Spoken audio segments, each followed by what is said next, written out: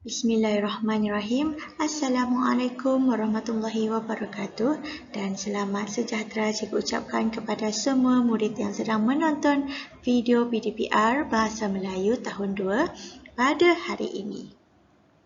Kita berada dalam unit 17, Kebersihan Alam, Tanggungjawab Bersama. Bersama-sama saya, Cikgu Azandia. Mari kita teruskan. Apakah objektif pembelajaran kita pada hari ini? Ya, pada hari ini kita akan belajar untuk membina dan menulis perenggan. Murid-murid, sekarang cikgu nak awak lihat dahulu apa yang telah cikgu tunjukkan pada paparan skrin. Pada gambar yang pertama, kita lihat bersama-sama ya. Pada gambar yang pertama, kita lihat ada sebuah bekas pensel ataupun bekas pen. Pada gambar yang kedua pula ada pasu dan pokok bunga. Dan juga tempat untuk meletakkan alat-alat tulis. Dan yang ketiga kita lihat ada model rumah burung. Murid-murid perasan tak? Kesemua bahan-bahan yang digunakan untuk menghasilkan kraftangan ini adalah dihasilkan menggunakan bahan-bahan terpakai ataupun kita panggil sebagai bahan-bahan kitar semula.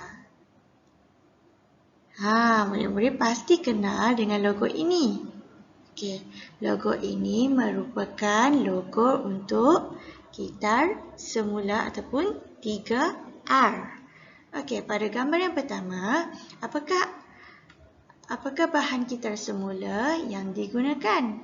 Ya, betul. Dia menghasilkan kotak bekas pensel ataupun bekas alat tulis untuk bekas alat tulis menggunakan sudu-sudu plastik yang terpakai. Manakala pada gambar yang kedua, botol kaca digunakan untuk menggantikan pasu bunga dan juga bekas makanan digunakan untuk meletakkan alat-alat tulis ataupun bahan-bahan yang boleh disimpan di situ. Manakala yang terakhir, kotak susu juga boleh digunakan untuk menghasilkan model rumah burung.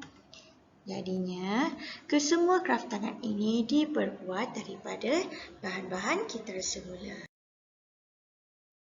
Pada tajuk pelajaran kita pada hari ini. Tajuk pelajaran kita yang ada kaitan dengan gambar tadi ialah amalan bijak. Murid-murid boleh merujuk buku teks Bahasa Melayu Jilid 2 pada muka surat 31. Seperti yang cikgu tunjukkan. Baiklah murid-murid, pada hari ini kita akan belajar untuk membina dan menulis perenggan dengan betul. Cikgu akan membuat sedikit ulang kaji tentang bagaimana untuk menulis perenggan dengan betul. Cikgu telah tunjukkan di sini contoh buku latihan yang awak gunakan untuk menulis karangan. Apakah perkara penting yang selalu cikgu sebut? Awak kena tuliskan di sini hari dan juga tarikh, dan lagi satu perkara kita kena tulis apa? Kita kena tuliskan tajuk cerita ataupun tajuk karangan yang awak akan tulis. Yang pertama, untuk perenggan yang pertama, kita lihat dahulu pada gambar. Gambar tersebut menunjukkan Alice dan ibunya sedang membuat apa? Nanti kita tengok di sini. Pada perenggan yang pertama, murid-murid kena ingat, perenggan pertama perlu dimulakan selepas sahaja pada garis buku. Di sini awak kena mulakan Perenggan yang pertama pada garis buku. Contohnya seperti ini. Mulakan terus dari sini. Tulis satu ayat demi satu ayat. Okey, selepas itu awak kena sambungkan ayat seterusnya di bawah dan juga sehingga habis. Okey, contohnya seperti perenggan yang pertama. Cikgu bacakan, kita akan baca bersama-sama. Petang itu, Alice dan ibunya ke pasar raya. Sebelum masuk ke pasar raya, Alice dan ibunya menuju ke pusat gitar semula. Okay, untuk perenggan yang kedua, di sini cikgu ingin tegaskan awak kena letakkan sedikit jarak di sini. Macam mana kita nak tentukan jarak di sini? Murid-murid boleh menggunakan satu jari telunjuk, gunakan jari telunjuk dan letakkan jari telunjuk di sini dan mulakan perenggan kedua selepas jari telunjuk. Okey, mulakan di sini. Alice mengeluarkan semua barang yang dibawanya. Antara barang tersebut ialah, murid-murid, di sini ada kesilapan. Di sini awak kena tuliskan menggunakan huruf kecil ya. Di sini. Alice mengeluarkan semua barang yang dibawanya. Antara barang tersebut ialah surat khabar, bekas plastik dan botol kaca. Alice mengeluarkan semua barang itu dengan berhati-hati. Sekarang kita lihat pula pada perenggan yang ketiga. Murid-murid kena ingat, untuk perenggan kedua, ketiga dan yang seterusnya, perenggan hendaklah diletakkan jarak ataupun awak letakkan satu jari sebelum awak mulakan perenggan. Yang kedua, ketiga, keempat, kelima sehingga habis. Hanya perenggan pertama sahaja awak letakkan pada selepas garis buku. Okey. Lihat perenggan seterusnya berdasarkan gambar tersebut. Okay, untuk gambar tersebut, membinanya kita perlu baca dulu info tong gitar semula di sini. Okay. Tong biru untuk kertas seperti buku, surat khabar dan majalah. Tong coklat untuk barangan kaca seperti botol kaca, balang makanan dan botol ubat. Tong jingga untuk tin aluminium dan plastik seperti tin minuman, beg plastik, botol air mineral dan bekas makanan. Okay, tuliskan di sini. Okay. Alice memasukkan surat khabar ke dalam. Okay, surat khabar kita kena letakkan ke dalam tong yang berwarna biru. Okay. Alice meletakkan surat khabar ke dalam tong biru. Selepas itu, dia memasukkan apa ke dalam tong berwarna jingga? Warna jingga awak kena letakkan untuk tin aluminium dan plastik seperti tin minuman, beg plastik, botol air mineral dan bekas makanan. Awak masukkan je lah apa-apa yang boleh awak masukkan. Di sini contohnya cikgu letakkan botol plastik ke dalam tong berwarna jingga. Kemudian Alice memasukkan apa? Yang terakhir, Alice juga memasukkan botol kaca ke dalam tong coklat. Okay, begitu cara untuk menulis perenggan. Murid-murid kena pastikan perenggan merupakan ayat-ayat yang disambung ataupun ayat-ayat di dalam satu perenggan macam ni. Ayat-ayat hendaklah berkaitan dan disambung dalam satu perenggan. Okey, untuk perenggan seterusnya, memandangkan di bawah ini tidak cukup, kita menggunakan muka surat sebelah.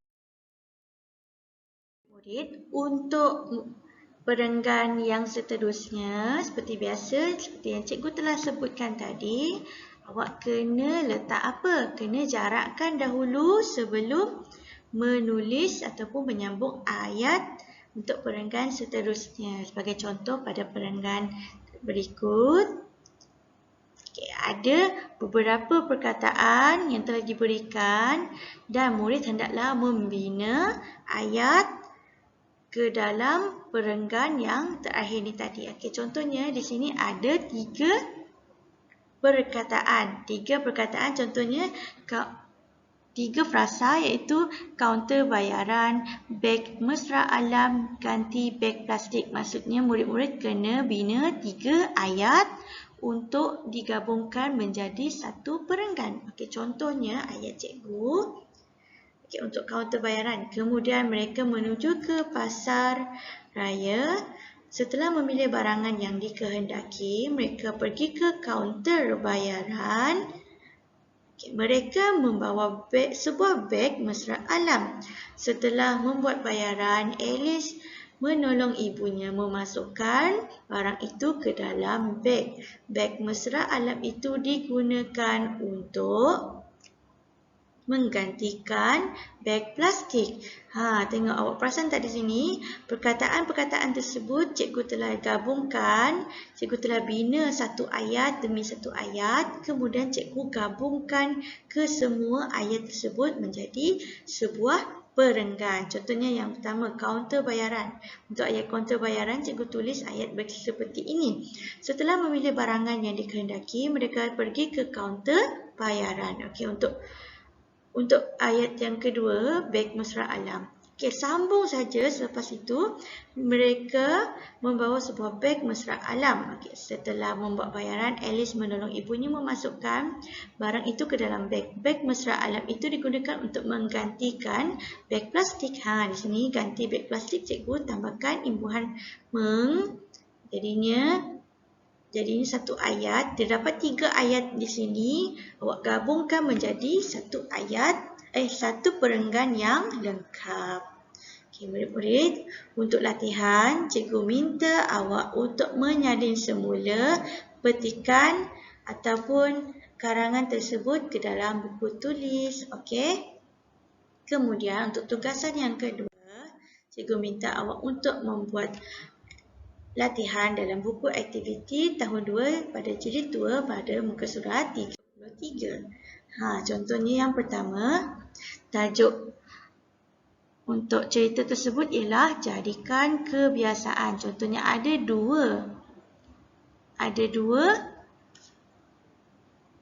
dua perkataan ataupun 2 frasa yang diletakkan di situ.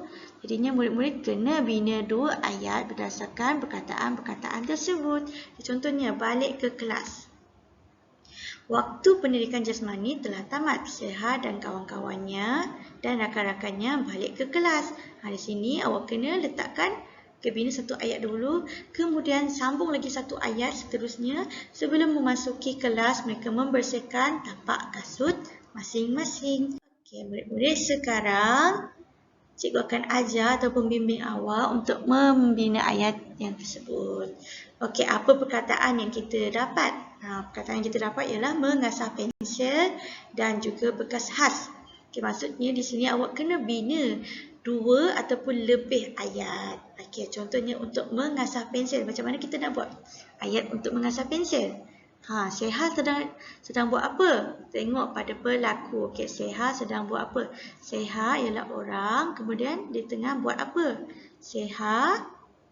Okey, pensel Seha telah tumpul. Okey, pensel Seha telah tumpul. Dia mengasah pensel tersebut untuk digunakan ketika menulis. Seha membuang habuk pensel ke dalam sebuah bekas khas. Di sini awak nampak tak? Cikgu bina 3 ayat. Sini yang pertama, ini ayat kedua dan ayat ketiga. Perkataan-perkataan tersebut cikgu masukkan sekali ke dalam ayat. Maknanya awak kena bina 2 ayat daripada perkataan tersebut. Baiklah, sekarang cikgu minta awak untuk tulis perenggan menggunakan perkataan yang telah diberikan. Maksudnya di sini tulis 2 ayat dahulu, pembungkus roti dan menggunakan ayat tong sampah. Kemudian 2 ayat tersebut awak gabungkan sekali untuk menjadi satu perenggan. Begitu juga dengan gambar yang terakhir, kelas bersih dan tiada sampah. Bina 2 ayat, kemudian gabungkan ayat-ayat tersebut menjadi satu perenggan. Baiklah murid-murid, kesimpulannya pada hari ini kita telah belajar untuk membina dan menulis perenggan. Semoga murid-murid dapat faham dengan sesi PDPR kita pada hari ini. Sekian sahaja daripada Cikgu Azadia, sehingga kita berjumpa lagi. Bye-bye.